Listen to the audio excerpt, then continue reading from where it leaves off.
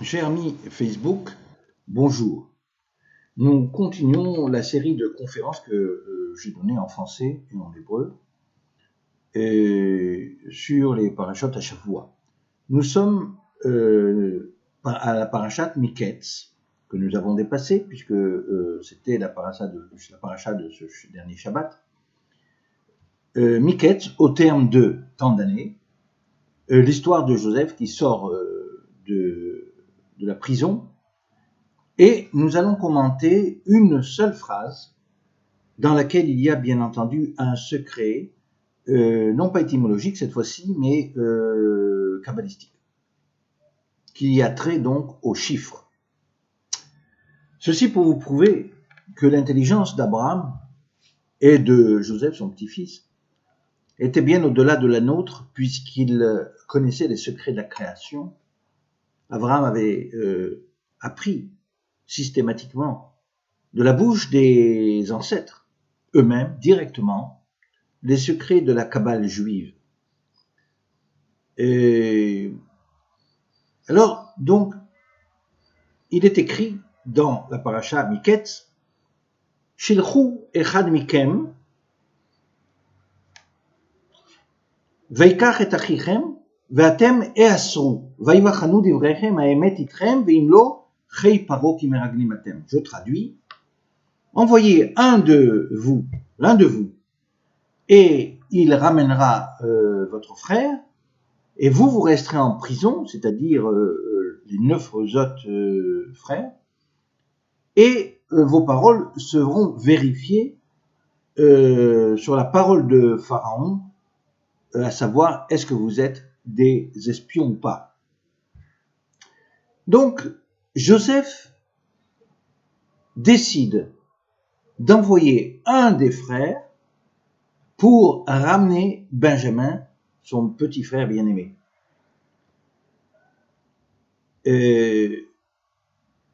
Ensuite, il est écrit, Vaye sofotam el mishma shloshet yamim. Il les a laissés donc en prison 3 jours, pratiquement tous les frères.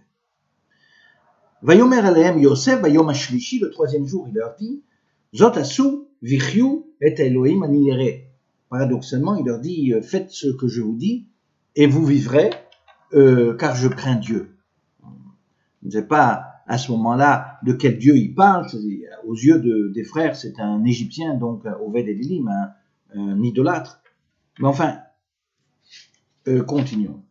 Im kenim atem achichem echad yaser. Si vous êtes franc et honnête, un de vos frères sera mis en prison, bebeit mishmarchem, vatem lechu, et vous tous, c'est-à-dire 9 des frères, lechu aviu shevera avon batechem, amenez de la nourriture à vos maisons. Vetachechem akaton taviu, et votre petit frère, amenez-le moi, veyamnu divrechem velot tamutu veyasochem, et vos paroles seront vérifiées, vous ne mourrez pas. Voilà le passage que nous allons commenter sur ce pas. Et nous allons essayer d'expliquer cette anomalie qui fait que Joseph décide au départ d'envoyer un des frères, ramener Benjamin, et 3 jours après, il change d'avis et il leur dit envoyez donc 9 frères et laissez un frère seulement en prison. Pourquoi ce changement d'attitude? Vous allez tout de suite le comprendre. Joseph a eu 3 jours de réflexion. 3 jours de réflexion, un jour, le premier jour, pour la chokhma, c'est-à-dire l'intelligence masculine. Le deuxième jour pour la bina, c'est-à-dire l'intelligence féminine, contradictoire, inquisitoire, etc.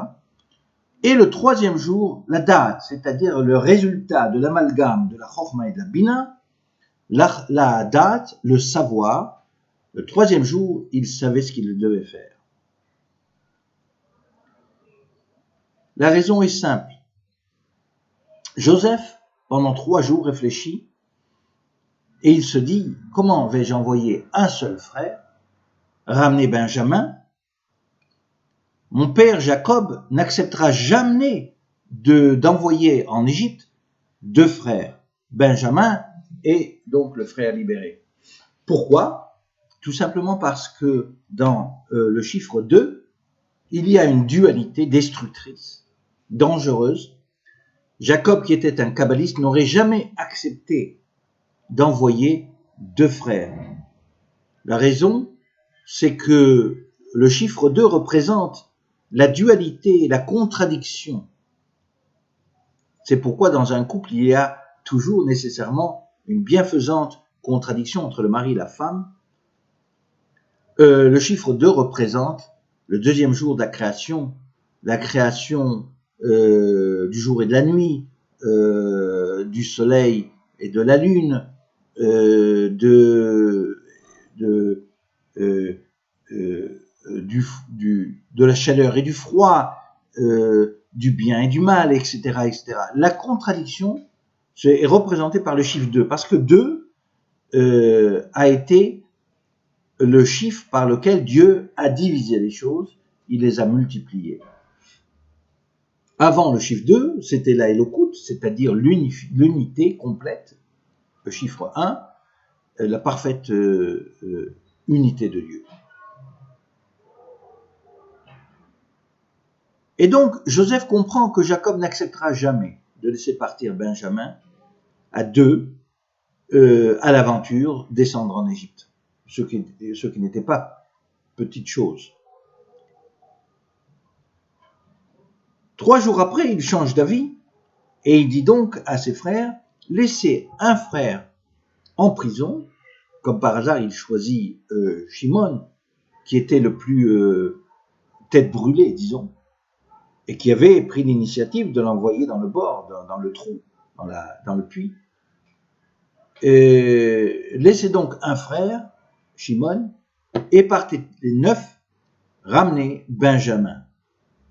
Joseph a donc en tête que Jacob, qui est un kabbaliste excellent, laisserait partir 10 frères en Égypte sous le signe d'un chiffre qui est la perfection même, puisque il représente les 10 sphères. Les 10 sphères, ils représentent,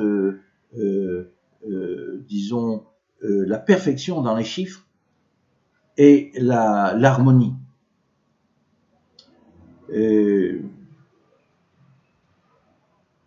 En effet, Joseph envoie par la suite 10 charrettes de bien-être à son père, encore une fois sous le chiffre de 10, et il donne aussi des robes sous le chiffre de 10, 5 qui représentent les 5 mondes à leurs frères, et etc., etc.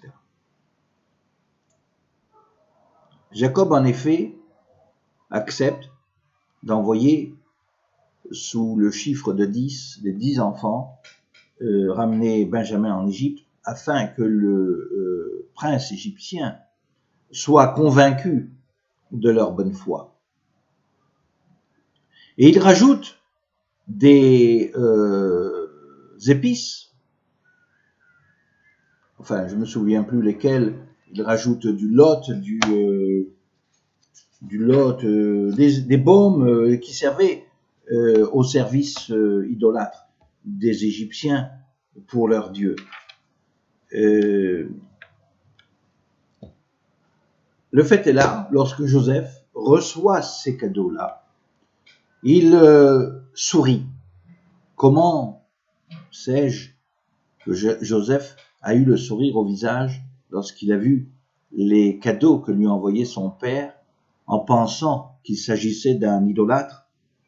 Tout simplement parce que Jacob avait fait de même avec Ésaü.